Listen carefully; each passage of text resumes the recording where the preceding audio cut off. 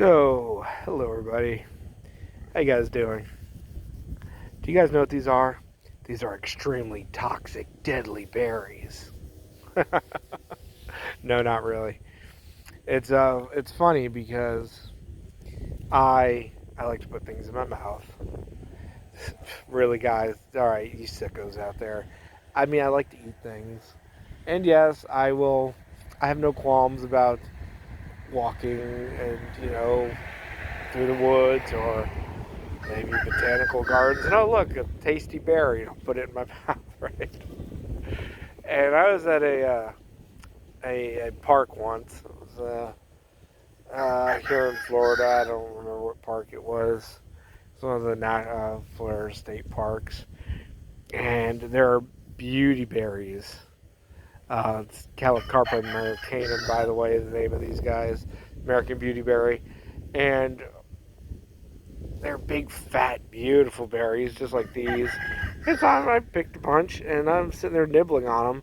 And this lady walked by, "Oh my God, do you know what you're doing? Those are so toxic.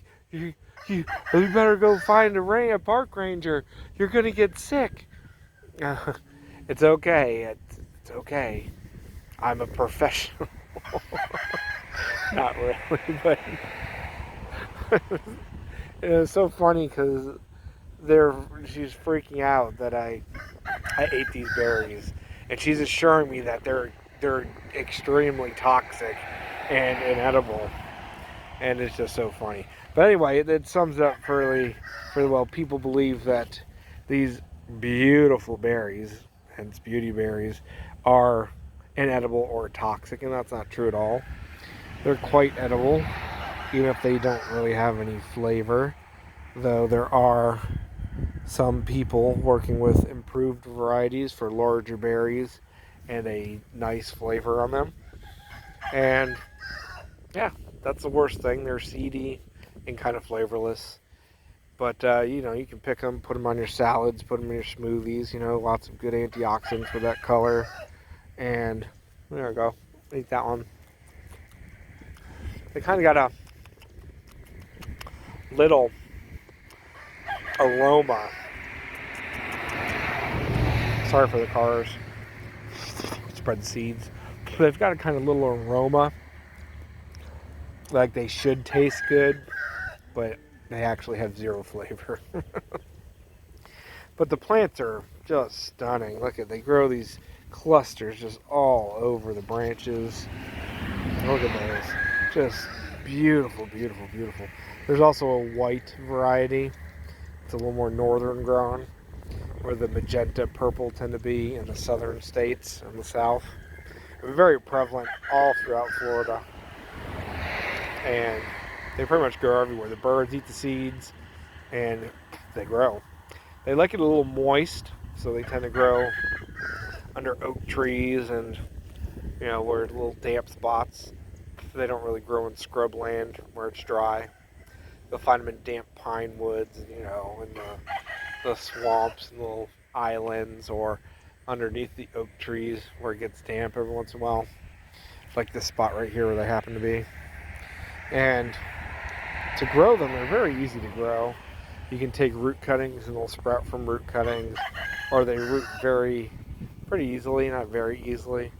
And the seeds, to get the seeds to sprout, you actually have to either ferment them for a good time, or I believe you can soak them in some hydrochloric acid diluted a little bit for like a couple of seconds or so to mimic them going through a digestive tract of a bird. Because if you do not do that, they can take years to sprout.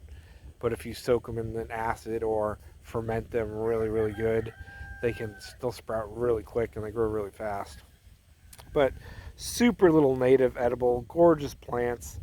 They'll grow about, nice shrubs. They don't grow into trees, but they'll get about 8 to 10 feet tall if they're really happy. And I mean, a really pretty bush. They just get absolutely covered in berries. And these ones, they've been through a hurricane and a tropical storm all within the past couple months. so they really got whiplash and they're missing most of their leaves, and that's why they're not very full. But normally, every branch will look like those right there. Every fall, and they hold on to the berries until the birds pretty much eat them. But every fall going into winter, these things are just loaded. Every single branch. You will just have a leafless shrub with every branch just completely loaded with those berries. And they're just stunning looking. It's quite a sight to see if you've never seen it. So yeah, guys, you know, you should always grow food, and you should always know the things that are edible around you. And these happen to be a really, nice native edible. But not only that, the leaves, if you take them and you crush them, they've got a unique smell to them, and they actually make a really, really good bug repellent. You take the leaves, you put them in hot water, not boiling water, but very hot water, near boiling, probably about 180, 200, and you steep them, nice, really good, good steeping tea concoction, and you can spray it on yourself, keep the mosquitoes and stuff away, or you can spray it on your plants, and it will actually get rid of aphids and stuff like that, scale bugs and whatnot. They don't like it. So it's a very useful plant, edible berries, and a great bug repellent for people or pets or plants when you make a really strong tea out of the leaves. Super awesome, guys.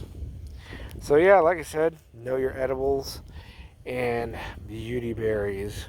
And if you want to know how to eat these other than just kind of a flavorless berry, put in your smoothie or on your salad, but they make real nice garnish over rice, by the way.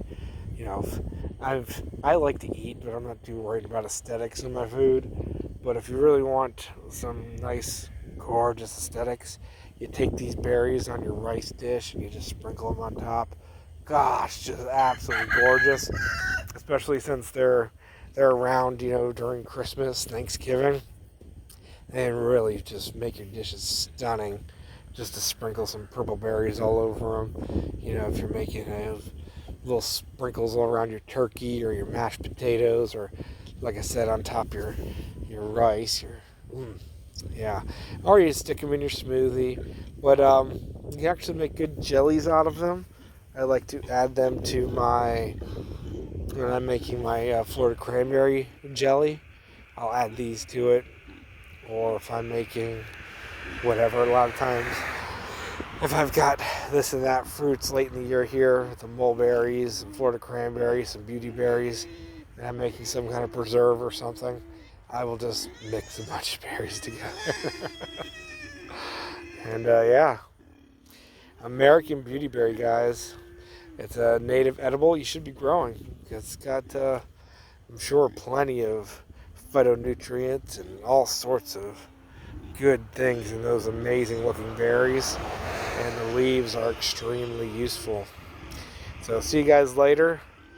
Keep an eye out in your little area, Like I said, they're native throughout America. The purple variety in the south. And then when you get a bit to the north, you find a white berry variety.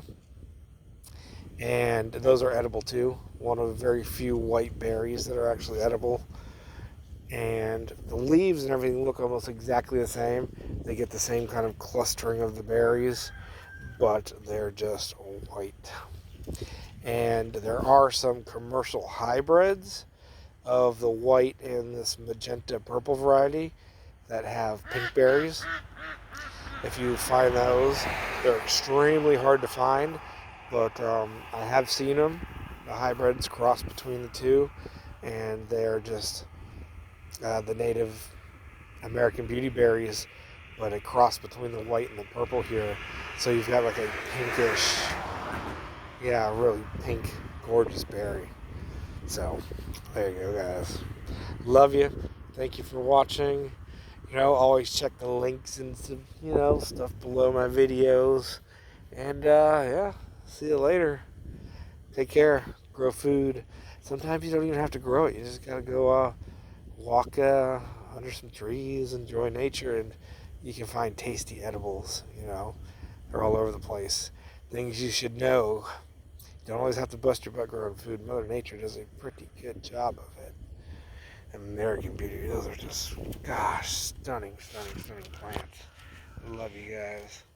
Look at those. That is just gorgeous.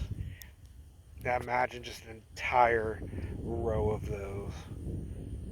I don't think these are grown commercially. I'm surprised they're not. They really should be. They make great jellies and stuff out of them. Maybe a beautyberry drink. I wonder how that would taste. I'll have to find that out. Very interesting. Gorgeous plants.